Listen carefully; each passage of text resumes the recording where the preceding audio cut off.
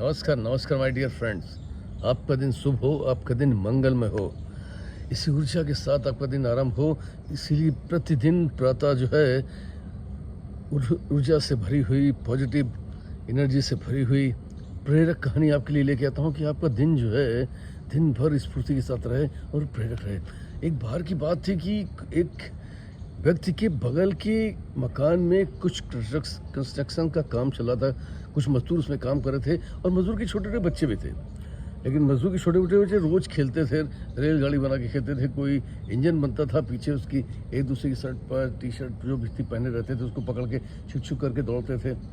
लेकिन एक बच्चा जो था वो प्रतिदिन जो है केवल गार्ड ही बनता था। एक अंडरवियर छोटी सी पहने हुए, हाथ में कपड़ा लिए हुए, बस गार्ड बन के अपनी झंडी हिलाया करता था।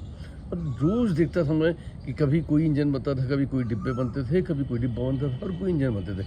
लेकिन वो बच्चा एक जो था वो केवल मैंने कई दिन तक रीड किया कि वो गार्ड ही बन रहा था। आखिर क्या नाम, एक बार कौतूहलवश जो है उस बच्चे के पास जा पहुंचा और उससे पूछा कि बेटा कि हर समय तुम केवल गार्ड ही क्यों बनते हो? बाकी बच्चे तो एक दूसरे के पीछे छुप छुप गाड़ी करके चलते हैं, एक दूसरे को पकड़ के दौड़ते हैं, कभी कोई इंजन बनता है, कभी कोई डिब्बा बनता है। लेकिन तुम हमेशा, मैंने देखा कि तुम सिर्फ गार्ड ही बनते हो और अपनी झंडी लेकर के हिलाते हो। क्या तुम्हें इंजन डिब्बा बनना अच्छा नहीं लगता? बच्चा बड़े सहज भाव से बोला, नहीं अंकल ऐसी बात नहीं है। एक्चुअल में क्या है कि मेरे पास कोई पहनने के लिए शर्ट या टी शर्ट नहीं है, तो जो पीछे बच्चा होगा मुझे कैसे पकड़ पाएगा?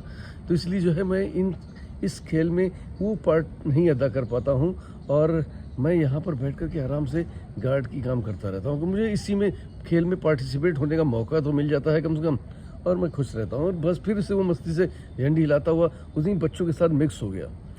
बात बहुत छोटी सी थी, बहुत छोटे बच्चे से मुँह से थी। लेकिन देखिए कि परिस्थितियाँ जो भी हैं, उन परिस्थितियों में ढल जाना ये अपने आप में एक कला होती है। उस बच्चे के पास शर्ट नहीं थी, केवल छोटा सा अंडरवियर पहन करके वो जानता था कि शर्ट नहीं है तो पीछे का बच्चा मुझे नहीं पकड़ सकता है, तो मैं इंजन या डिब्बों का हिस्सा नहीं बन सकता हूँ। लेकिन खेल में पार्टिसिपेट करना था तो अपना झंडी हिला करके पार्टिसिपेट कर रहा था। लाइफ में भी यही होता है कि हमको अपने खेल में पार्टिसिपेट करना है।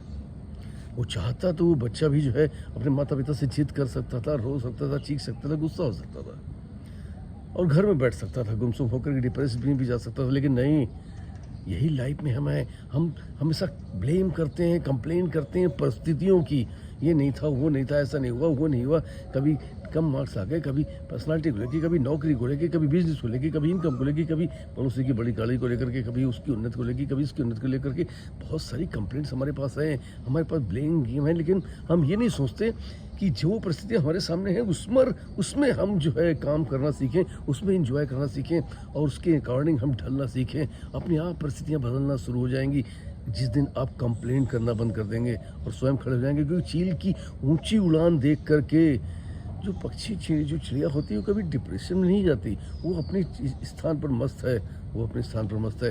तो दोस्तों, समस्याएं जो होती हैं ना, उस समस्या जो प्रॉब्लम्स हैं आपके सामने, वो कभी आपको विचलित नहीं करती हैं, कभी बड़ी नहीं होती हैं। होता है एक्चुअली में क्या है कि हम समाधान पर विचार नहीं करते हैं, हम समस्याओं से लड़ना नहीं जानते हैं। परिस्थितियाँ कभी भी आपका विरोध नहीं कर सकती हैं, परिस्थितियाँ कभी भी आपको रोक नहीं सकती हैं।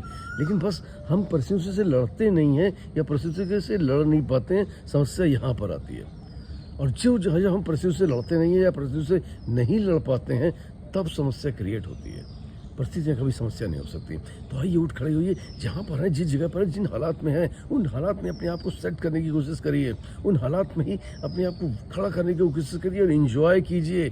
और धीरे धीरे परिस्थितियाँ अपने आप बदलेंगी, हालात अपने आप बदलेंगी। कोई भी स्थिति कभी एक जैसी नहीं रह सकती। Wish you all the best. Thank you very much everybody. आले फिर मिलूंगा आप किसी प्यारी कहानी और थॉट के साथ। आपका दोस्त पीयूष रंजन, प्रतिदिन आपके लिए कुछ प्यारा। नमस्कार।